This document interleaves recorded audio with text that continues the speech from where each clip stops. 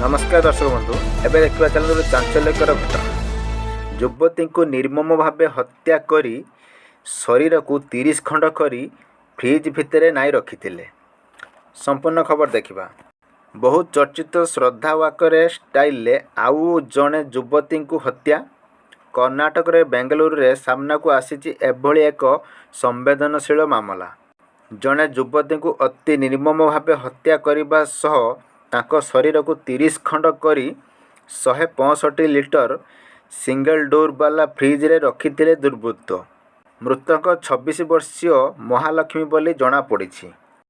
बेंगालुरु माललेश्वरामर बालिकाबल आवासिक अंचल रे एक फ्लैट्रे घटी यही घटना। 3 महला विशिष्ट घरर प्रथम महलार घटी। प्रेम संपर्क जोगु यही हत्याकांड घटी पुलिस संदेह करुछि।